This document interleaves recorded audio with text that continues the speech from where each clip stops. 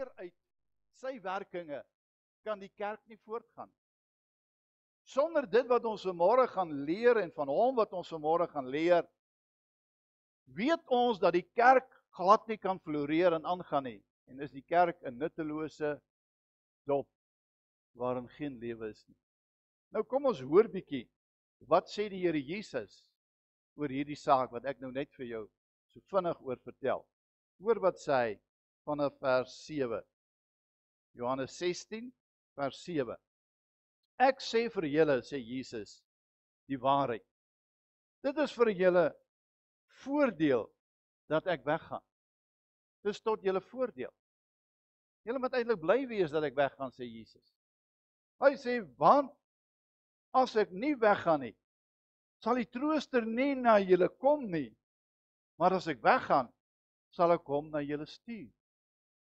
Met ander woorde, ek gaan vir julle die trooster stuur, en as vir julle beter dat ek opgaan hemel toe, want ek gaan hom stuur. So die voordeel daarin is, dat ek van julle af weggeneem gaan word. Wow, en die ouens is baie hartseer. Hey, sê Here, maar jy kan ons nie los nie. Die Here sê nee, dis beter dat ek weggaan. Julle verstaan nie nou nie, maar jy sal later verstaan. En dan vers 8 sê hy, en as hy kom, sal hy die wêreld oortuig van sonde, van geregtigheid en van oordeel. Van sonde, omdat hulle in my nie glo nie. Van geregtigheid, omdat ek na my Vader gaan en julle my nie meer sal sien nie. En van oordeel, omdat die oorste van hierdie wêreld geoordeel is. Nog baie dinge het ek om julle te sê, maar julle kan dit nie nou dra nie. Maar wanneer hy, let wel, wanneer hy, nie dit nie, nie 'n wind nie, nie 'n asem nie, wanneer hy, 'n voornaamwoord, hy, gekom het, wie is hierdie hy? Die Gees van die waarheid, sal hy julle in die hele waarheid lei. Hy sal nie uit homself spreek nie, maar alles wat hy hoor sal hy spreek en die toekomstige dinge aan julle verkondig. En dan vers 14, die eerste sinnetjie, hy sal my verheerlik.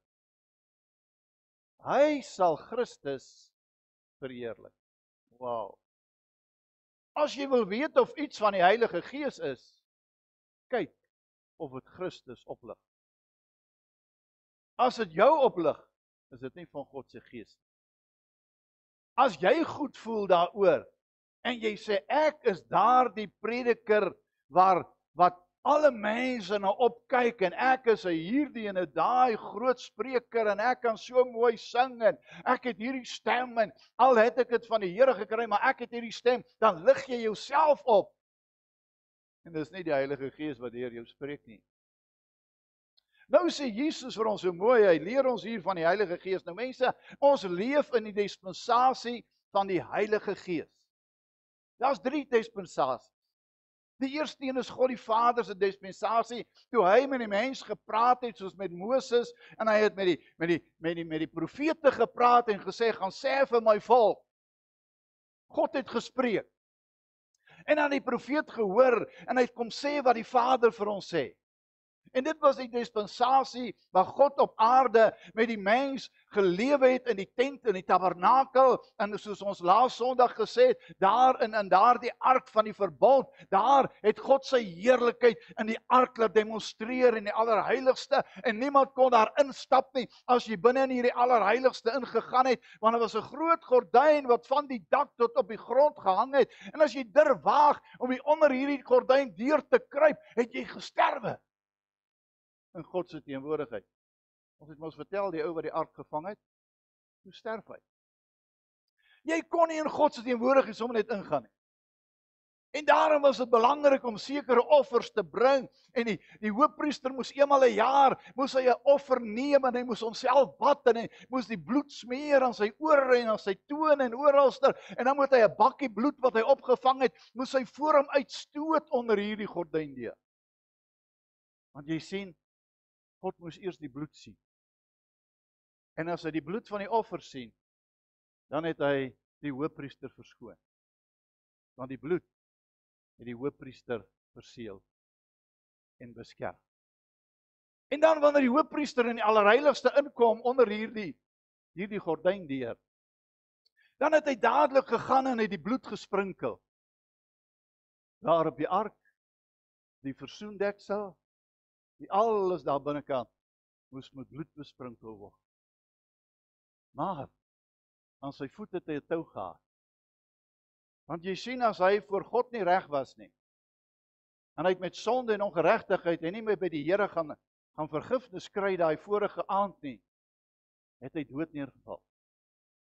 En dan het hulle gehoor, daar lui die klokkies binnekant, en alles is doodstil. En niemand mag daar ingaan nie, dan sleep hulle hom aan sy voet uit, met die tou, weer terug. Maar, die Bybel praat daarom nêrens van dit het gebeur het nie. Almal het baie seker gemaak, hulle is reg met God. Nou kant van die Here om dit terug te bring na die tweede gedeelte, of die tweede dispensasie toe Jesus op aarde was. Toe hy gekom het om die mens te verlos van hulle sonde. En hy aan die kruis kom sterwe het. En ja, dit het nou nie soveel 1000 jaar geneem nie, maar dit is die dispensasie van die Seun van God, wat hy na hierdie aarde gekom het, om vir die mens versoening en verlossing te bring. Een van die belangrikste dade, wat die Here vir die mensdom gegee het as 'n geskenk. Die redding aan die kruis. Niemand kan op 'n ander manier gered word nie. Mens, jy kan nie vandag dink jy kan anderster in die hemel kom as behalwe deur Christus Jesus en sy verlossingswerk nie. Is dit dan nie wat hy vir ons sê in Johannes nie? Leer hy nie vir ons wanneer hy vir ons sê, daar is waar hy sê ek is die weg en die waarheid en die lewe en niemand kom na God die Vader behalwe deur Christus nie? Hy is die weg, die waarheid en die lewe. En dan die derde dispensasie. Die dispensasie van die Heilige Gees. Dis die dispensasie wat die Gees van God op aarde binne ons kom woon en sy woning by ons maak. En ek sê nou nie, ek leer nou nie vir jou dat in die Ou Testament het God nie sy Gees nie gewerk nie. Inteendeel het dit gewerk. Hy het die wonderwerke deur Elia gedoen. Hy het die wonderwerke deur Elisa gedoen. Hy het die wonderwerke oral gedoen, maar hy het nie in 'n mens gewoon soos vandag tussen ons en in ons en deur ons en by ons nie. Nee, hy het periodiek met die mens gewerk. Dan het hy gesê, sonder nou iemand af dan gaan salf die priester, dan gaan hy en hy gaan salf of die profeet en hy gaan salf hierdie man en hy sê, die Here sê Dawid, jy is sy uitverkorene diensknegt en jy gaan dit en dit doen. Maar Samson het hy gesalf en so kan ons aangaan. En dat hy daai mens gebruik, soos God hom wou gebruik. Vandag kom die Heilige Gees, en hy kom woon by ons, al verstaan ons dit nie, binne in ons, om ons, en oral. En dis hoekom die Here Jesus gesê het, hy sê, Paulus skryf dit, ons almal leer dit in die woord van die Here, hy sê, die Gees van die waarheid, wat ons sal leer en lei in die volle waarheid. Paulus skryf en hy sê, as jy die Gees van Christus nie het nie, behoort jy nie aan hom nie. As jy die Heilige Gees nie in jou lewe het nie, is jy nog nie 'n kind van God nie. En daarom is so belangrik, hoekom is die Here Jesus besig om soveel klem te lê op die Heilige Gees in ons lewens in die kerk? En ook in hierdie week 'n woord soek wat die Here vir my moet gee. En terwyl ek hier sit en snaaks hoe God werk, nee, partymal werk hy anders, partymal werk hy op hierdie manier. En toe ek hier sit en ek oujaarsaand wil die preek, skielik praat die Gees van God met my. En sê, hier is die boodskap. Nie oor iets wat hy gesê het nie, maar oor iets wat ek daar ontvang. Ek sê, Rous, gee vir my 'n pen, gee vir my 'n papier. Ek moet hierdie neerskryf, is so koslik. Dit kom van God af. Want jy sien die tyd wat ons in lewe, mense, maak ons nie meer iets groots van die Heilige Gees nie. Die kerk van die Here kan alle dinge preek, maar hulle sukkel om oor die Gees van die Here te praat. Die predikers sukkel om te preek oor die Heilige Gees noodsaaklikheid in die kerk van Jesus. Ons preek oor liefde, ja. Ons preek oor oorwinning. Ons preek oor hoe die Here ons optel. Ons preek oor ons moet positiewe belydenis hê en al hierdie dinge. En ons leef in oorwinning en al hierdie goeters, maar ons vergeet dat alles kom van die Heilige Gees af. As die Gees van God jou nie red nie, kan niemand jou red nie. As die Gees van die Here 'n mens nie verander nie, kan niemand jou verander nie. Is dit nie waar nie? Het jy nie al gehoor hoe mense sê, julle sal my nie verander nie. Ek glo so en ek sal daarby bly tot my dood toe, jy sal my nie verander nie. Ek wil vanmôre vir jou sê, jy kan nie 'n sondaar verander nie. Jy kan nie 'n mens verander nie. Net God kan hom verander deur sy Heilige Gees. Net die Gees van die Here kan 'n mens verander. En kyk wat sê hy hier. Hy sê vir ons so mooi, ek stuur julle die Gees van die waarheid, praat hy. Dat sê is voordelig dat julle kom. Hy sê en as hy kom, sal hy die wêreld oortuig van sonde, van geregtigheid, van oordeel. Hy sê die Heilige Gees kom om die mens 3 dinge te wys. Hy gaan die mens wys van sonde. Hy gaan die mens oortuig van geregtigheid en van die oordeel van God. Met ander woorde, daar's 3 dinge, kind van die Here, wat absoluut belangrik is. En ek gaan net nou vir jou wys hoe belangrik is die Heilige Gees, maar kom ons begin by hierdie eerste punt. Hy sê, hy sal julle oortuig van sonde. Dis net God wat jou kan laat besef jy's 'n sondaar. Man, jy kan in hierdie kerk sit vandag vir die 50ste maal wat jy al hier is. En jy kan nog net so ongered wees soos 'n klip daar buite. Jy kan vanmôre die 100ste preek al gehoor het. En jy kan nog net so ongered en op pad hel toe wees soos jy die eerste preek gehoor het. Want jy sien, net God kan jou oortuig dat jy 'n sondaar is. Net die Heilige Gees kan jou oortuig jy het die Here nodig. Net die Heilige Gees kan jou bewys dat jy vanmôre die Here nodig het, liewe luisteraar. Jy wat luister vanmôre na hierdie woord, niemand kan jou oortuig en vir jou sê jy's 'n slegte mens en jou ander dinge laat glo en laat dink jy, net die Here se Gees kan jou oortuig van jou sonde. Ag, al sou mense wat ook vir jou sê, al sou mense vanmôre ook vir jou sê dat vloeke sonde, as die Here jou nie oortuig nie, gaan dit nie vir jou sonde wees nie. Jy sal die naam van die Here uitlik gebruik en as vir jou niks wees. Maar tog is die Gees van God in jou woon. Behoort dit wat by jou mond uitkom, nie hierdie lelike vloekende woorde te wees, want jy die naam van die Here sommer as vloekwoord gebruik en sê, o Jesus, sommer hier as jy skrik nie. Jy sal jou woorde inspann om te praat wat God wil hê jy moet praat. Die Gees van die Here sal jou oortuig van sonde.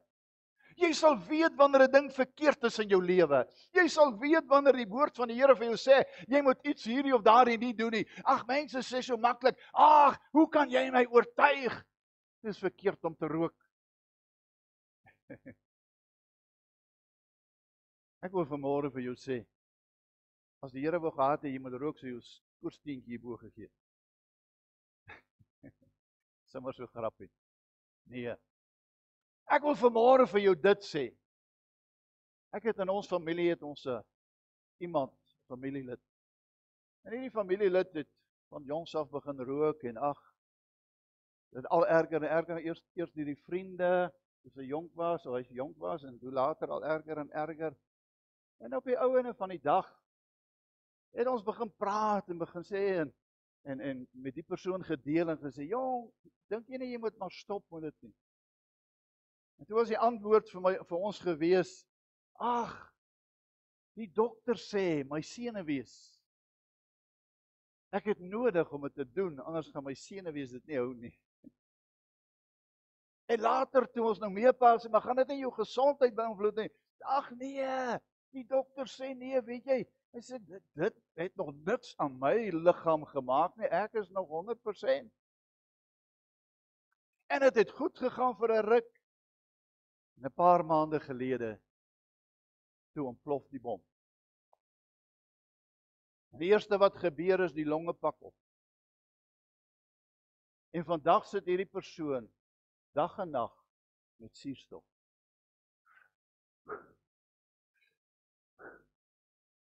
Ek wens dit vir niemand toe nie. So daarin sien ons almore, al wat ek vir jou vandag wil sê is, ek kan jou nie oortuig van sonde in jou lewe nie, ek kan nie oortuig van verkeerde dinge of dinge wat vir jou nie goed is en wat vir jou nadelig is nie, maar ek kan vanmôre vir jou sê, dat die Heilige Gees alleen kan jou oortuig as iets verkeerd is in jou lewe. En daarom is so belangrik, hy oortuig van sonde, en dan tweedens, hy oortuig van geregtigheid. Julle ouens wat dan nou voel julle die sonde al afgelê, en jy is nou nie meer 'n sondaar nie, vir jou wil ek sê geregtigheid. Die Heilige Gees leer jou om 'n regte verhouding met God te leef. Geregtigheid beteken, jy lewe 'n lewe van geregtigheid. Jy is die geregtigheid in Christus. Jy is die persoon wat in geregtigheid lewe, want die Heilige Gees het jou geregtigheid voor God gemaak, en daarom kan jy vanmôre in die regte verhouding teenoor God staan. Liewe kind van die Here, ek wil vanmôre vir jou sê, baie van ons sê ons is kinders van die Here, maar as ons die woorde hoor wat mense spreek en wat hulle ander mense verdoem, dan dink ek nie, ons spreek die woorde van Jesus nie. As ons hoor hoe ons soms oorloop, en ek het ander ons vir julle gesê, wat by jou mond uitgaan, bewys wat hier in jou hart aangaan. Want jy sien die bytjies vlieg die een na die ander uit. En as 'n mens begin praat oor ander mense en ander dinge, begin skel en begin sleg sê en al hierdie goeders doen, dan is dit soms omdat ons nie, dalk altyd, omdat ons nie in regte verhouding met God leef. Die Heilige Gees sal jou oortuig van geregtigheid in jou lewe. En derdens, hy sal jou oortuig van God se oordeel. As jy dan nou vanmôre nog nie geskrik het van al hierdie dinge wat ons gesê het nie, dan kom ons by die derde en die laaste ene.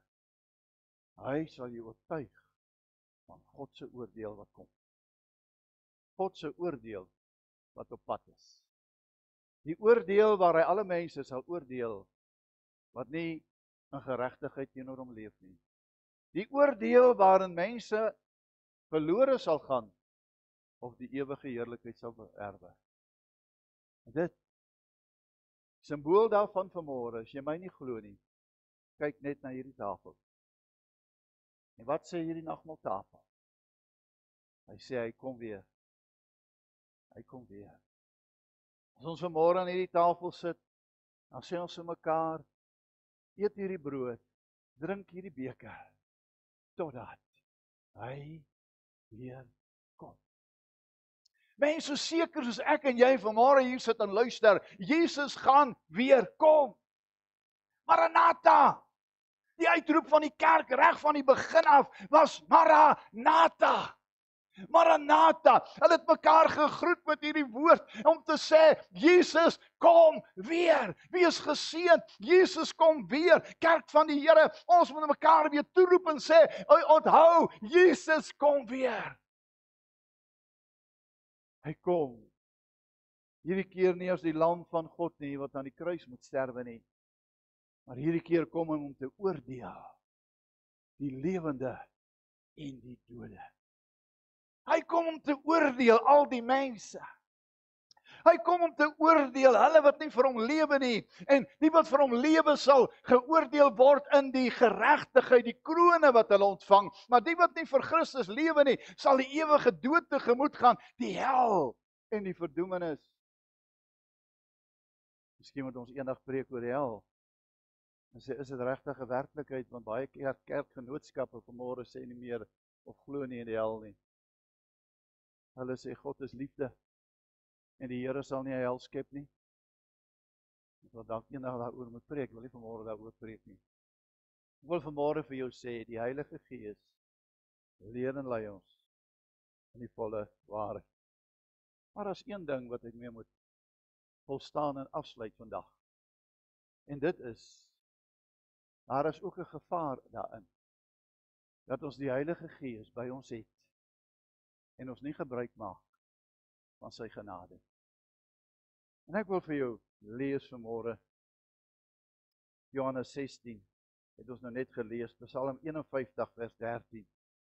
Jy kan saam met daai in blaai as jy wil, Psalm 51 vers 13. Nou hierdie was toe Dawid gesondig het. Nou hy was 'n godsman, ons almal ken hom as 'n godsman vir wie die Here lief was. En hy pleeg 'n verskriklike sonde. Hy laat 'n ou vermoor daar op die gevegsgrond en hy vat sy vrou en al die goeders. Dawid val in sonde.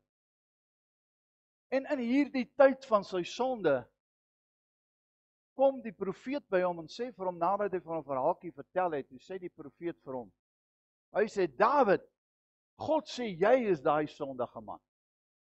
Jy het dit gedoen, het die bokkie geslag van die arme man en gevat terwyl hy skatryk was. En nou kom Dawid, wat sou hy doen? Sal hy doen soos 'n Saul?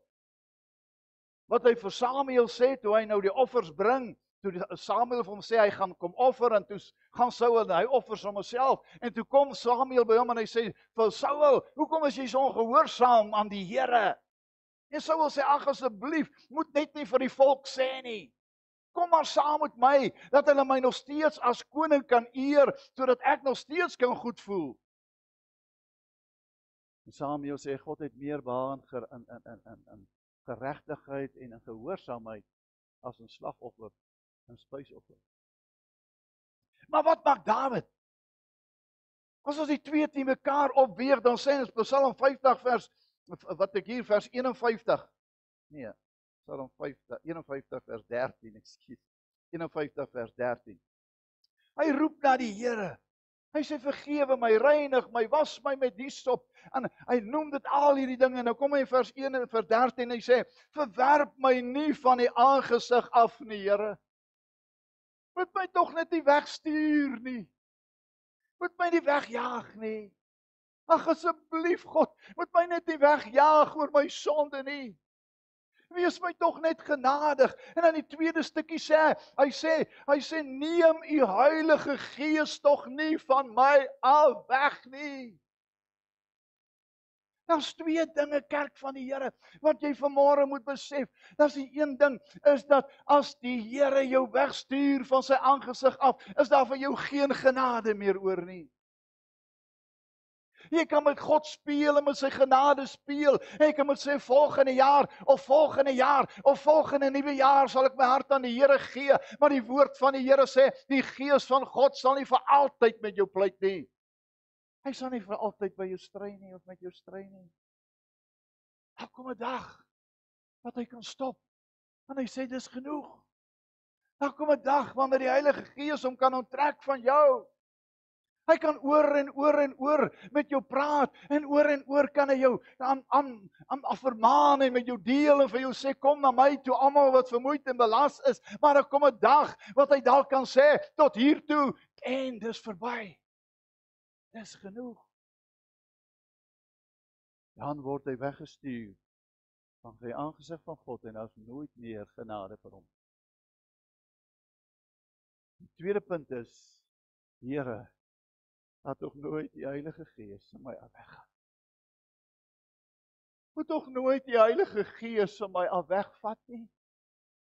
Wat het Dawid geweet, wat baie kinders van God nie weet nie? Het hy ook geweet dat 'n mens die sonde teen die Heilige Gees kan doen?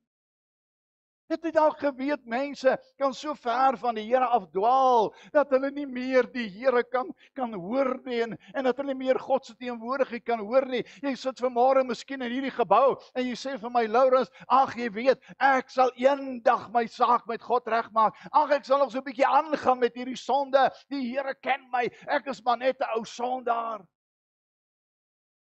Ek val ook maar en struikel ook maar. Miskien is dit jou siening. Ek wil vanmôre vir jou sê, mag God sy Gees nooit van jou af weggaan nie. Want as die Heilige Gees van jou af weggaan, kan jy nie meer gered word nie.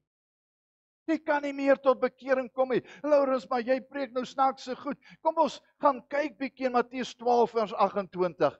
Matteus 12 vanaf vers 28. En kom ons hoor net wat sê Jesus hier. Hulle sê vir die Here Jesus, U dryf die duiwels uit. Deur wie? Wie van julle weet deur wie? Beelzebul, nê? Wie's Beelzebul? Die owerste van die duiwels. Met ander woorde, dis Satan se ander naam. Hy die leier van die demone. En nou sê hulle, jy doen dit deur Satan. Dis hoe jy dit doen, dan sê hy vir hulle maar 'n koninkryk kan tog nie in homself verdeel word en al die goed en so aan. Maar dan gaan hy verder. Hy sê vers 28, maar as ek deur die Gees van God die duiwels uitdryf, dan het die koninkryk van God by julle gekom. As ek deur die Heilige Gees die duiwel uitdryf en net my eie krag en die krag van Beelzebul nie, dan doen ek dit deur die Heilige Gees. En as ek dit deur die Gees van God doen, dan is die koninkryk van die Here hier tussen julle. Mense, dis waar die Heilige Gees krag aan die kerk so 'n dominante rol speel. Ons is veronderstel om te sien watter gees is van God en watter nie. Ons is veronderstel om te kan onderskei wat is van die Here en wat is nie van die Here nie.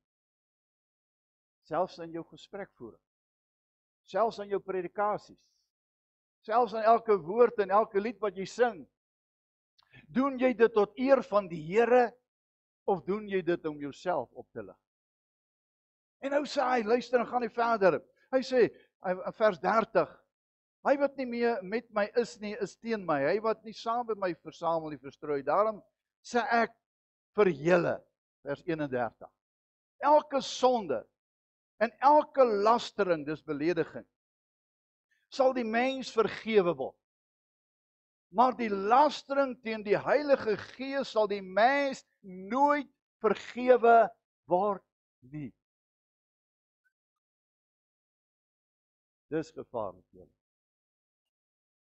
Alle sondes kan vergewe word. Moord, doodslag, dwelms, noem dit maar op. Dit kan vergewe word. Maar as jy die sonde teen die Heilige Gees pleeg, word dit jou nooit vergewe nie. Die volgende vers 32. Elkeen wat 'n woord spreek teen my, die seun van die mens, die redder, dit sal hom vergewe word. Maar elkeen wat spreek teen die Heilige Gees, dit sal hom nie vergewe word nie, nie in hierdie eeu nie, en ook nie in die hiernamaals nie. Pas op, dat jy nie die Gees van God beledig nie. Hoekom het Jesus dit vir hulle gesê? Omdat hulle die werking van die Heilige Gees as die van Satan geklassifiseer. Met ander woorde, hulle het die werking van God gesien as die vyand se werking. Het ons al baie gehoor, mense sê, ag man, hierdie goed wat julle doen, is van die mense of is van die duiwel af. Pasop, as dit die Heilige Gees is, wees versigtig. Moenie die sonde teen die Heilige Gees pleeg nie. Nou, hoe weet ek of ek die sonde teen die Heilige Gees gepleeg het? Eerstens, jy sal nie vanmôre in hierdie gebou sit as jy die sonde teen die Heilige Gees al gepleeg het. Want niks van God se dinge sal jou trek meer nie. So jy is gelukkig aan die regte kant. Ek sê nie jy's gered nie, ek sê nie jy's wedergebore nie. Ek sê jy het nog nie die sonde teen die Heilige Gees gepleeg nie. As jy nog bid en jy soek God se aangesig en jy lees die Bybel, het jy nog nie die sonde teen die Heilige Gees gepleeg nie. Want jy sien, as jy die sonde teen die Heilige Gees pleeg, dan onttrek die Gees van God hom van jou. En ek wil vanmôre vir jou sê, geen mens kan sonder die Heilige Gees lewe en 'n geestelike lewe leef en die Here soek nie. Die duiwel sal jou neem net waar hy wil, en maak nie wat hy wil. Maar as die Gees van God nog met jou pleit, met jou praat, en jy nog steeds die stem van die Here kan hoor, en soms kan huil, en soms kan sê, Here, ag, vergewe my, het jy nog nie die sonde teen die Heilige Gees gepleeg.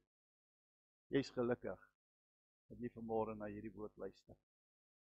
Liewe mens, daar is so baie kere, ek onthou, Ek as jong seun, ek het dit al vertel, ek wil dit weer vertel. Ek as jong seun in die wêreld geleef het. En ons het die wêreld regtig gedien.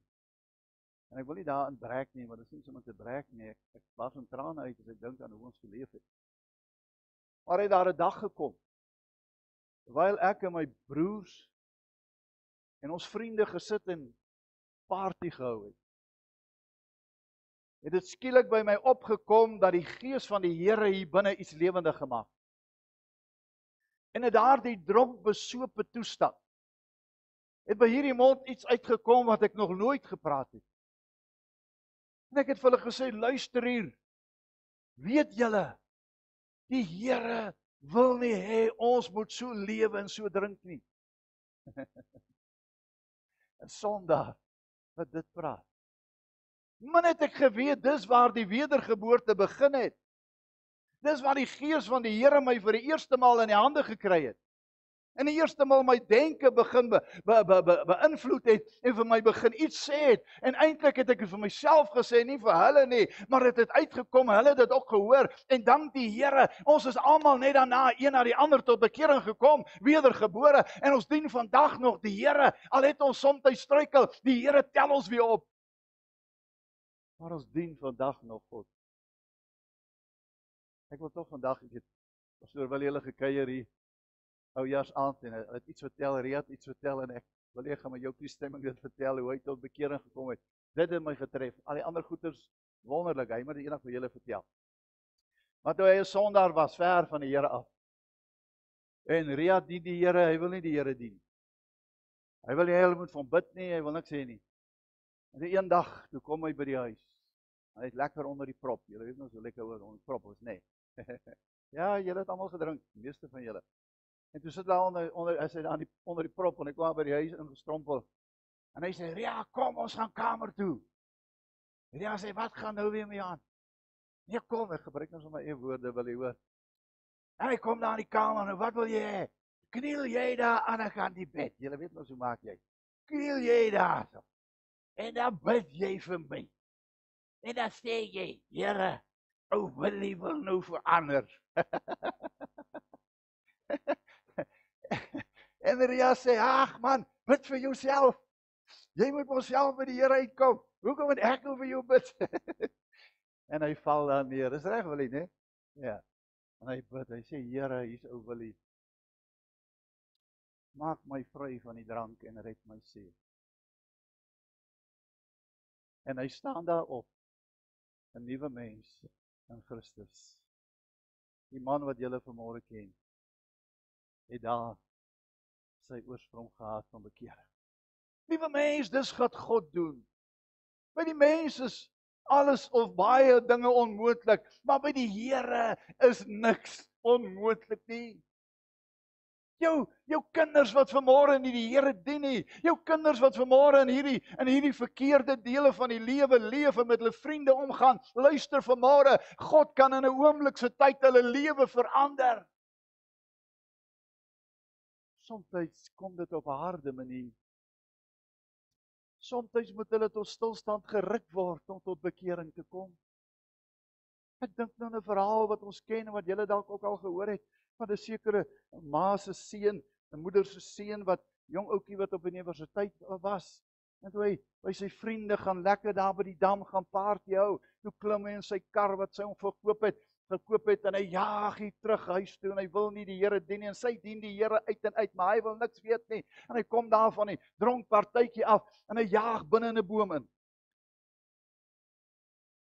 Breek sy nek. Hy is vandag nog verlam. Maar hy dien God in gees en in waarheid. Daai gebeurtenis het sy siel gered. Het sy lewe verander. Ja, ons kan baie dinge sê, hoekom het dit gebeur, waarom en wat gebeur. Ek wil vanmôre vir jou sê, dis nie die Here wat jou so laat verongeluk nie. Jy verongeluk omdat jy dronk agter die stuur klim. Nou jaag jy voor 'n ander kar in. Nie die Here nie. Hy het jou nie voor die ander kar ingedruk nie. Jy ry self dan omdat jy te dronk is om te bestuur. En so kan ons aangaan. Dis nie die Here wat hier goed oor jou bring nie, maar hy gebruik daardie verleentheid van jou en God maak dit 'n geleentheid. 'n Geleentheid om jou siel te red, 'n geleentheid om jou lewe te verander. Julle, ek sal heeldag preek. Julle sien ek preek te min, wil ek almal kan praat. Nee, ek wil afsluit en vanmôre vir jou sê, kom sit saam met my aan die tafel van die Here. As jy vanmôre weet jou saak met God is nie reg nie, dan jy vanmôre kans om gereed te maak. As jy vanmôre in hierdie plek sit, kan ek jou dan vanmôre beloof uit my hart en my siening dat jy nog nie die sonde teen die Heilige Gees gepleeg het nie, want jy's hier omdat die Gees van die Here jou vanmôre hierheen gebring het. Ek wil vanmôre hê dat as jy in die tafel van die Here sit, jy vanmôre na die grootste evangelie boodskap vanmôre kan luister. En dit is die tafel van die Here, die nagmaaltafel. Paulus beskryf dit vir ons in 1 Korintiërs 11. Wanneer hy praat van die tafel van die Here en hy leer vir ons van die nagmaal en die heiligheid daarvan. En hy sê vers 23, ek het van die Here ontvang wat ek aan julle oorgelewer het. Dat die Here Jesus in die nag waarna hy verraai is, brood geneem het. Nadat hy gedank het, het hy dit gebreek en gesê, neem eet. Dit is my liggaam wat vir julle gebreek word. Doen dit tot my gedagtenis. Onthou wat ek vir julle gedoen het as julle dit gebruik. Net so ook die beker na die ete met die woorde, hierdie beker is die Nuwe Testament in my bloed. Doen dit so dikwels as julle daaruit drink, tot my gedagtenis. Onthou wat ek vir julle gedoen het. En dan vers 26. So dikwels as julle hierdie brood eet en hierdie beker drink, verkondig julle die dood van die Here totdat hy weer kom. As jy vanmôre daai stukkie brood neem, dan is dit 'n evangelieverklaring. Maranatha, Jesus kom. As jy uit daardie beker of uit daardie kelkie drink vanmôre, dan is dit 'n teken van Maranatha, Jesus kom. En dit is nie net 'n evangelie woord vir die ou agter jou nie. Ons wil so maklik vir die ou preek agter, nê. Die ouens wat die voorsit sê, nee, Lourens, kap hulle jong, kap hy agterstes, jy weet daar waar die cheap seats is, waar die sondaar sit. Nee, dit is vir jou. Dis nie net vir hulle nie, dit is vir jou. 'n Evangelie boodskap wat sê, Maranatha, Jesus kom weer. Dani Botha het een mooi ding gesê nou die dag toe ek op die YouTube kyk. Haal hulle maar weer uit. Het jy nou al verskoning gevra? Hoe voel jy nou dat jy nou gejok het en die Here het nou nie gekom nie en al die goed. Toe sê hy, weet jy een ding het my bygestaan. Of staan vir my soos 'n paal bo water. Hy sê my broer, my eie bloedbroer, het gehoor toe ek hierdie verklaringe maak. En al wat hy gesê het terwyl al die mense teen my gedraai het, of baie mense teen my gedraai het, was staan vas ou Dani. Die Here sal jou help. Hy sê en vandag, 'n week daarna, na die verklaringe en al die goed, 'n week of 2 of 3 daarna, toe sterf hierdie broer. En hy sê, weet jy, vir hom het Jesus gekom. Miskien nie vir almal nie, maar hy's weg. Die Here het hom kom haal. Miskien aan 2026 baie van ons nie dit uitmaak nie. Miskien gaan die Here hierdie jaar vir jou kom, vir jou kom en vir jou kom en vir my kom. Miskien gaan ons sterwe hierdie jaar en ons gaan weggevat word. Die Here gaan ons kom haal. Al is dit nie die wegrapping nie, hy kom ons nog haal. So, of jy dit gaan maak, wees reg. Sorg dat jy gereed is. Sorg dat jou sake reg is. Ons gaan nie weet oor die tafel bid en dan gaan ek almal nooi om saam aan die tafel van die Here te kom sit en deel te neem aan die tafel van die Here. Kom ons bid die tafelgebed. Hemelvader, ons wil nou deelneem aan u tafel. Dit is u liggaam wat vir ons gebreek is. Dit is vanmôre die simbool van u bloed wat vir ons gestort is. En ons wil vandag hierdie boodskap van redding en verlossing uitdra aan onsself aan almal rondom ons in die wêreld daar buite. En ons wil vanmôre sê, dankie dat ons deel kan neem aan die tafel van die Here. Kom seën dan nou hierdie verrigtinge terwyl ons aan die tafel sit. Ons bid dit in Jesus naam. Amen.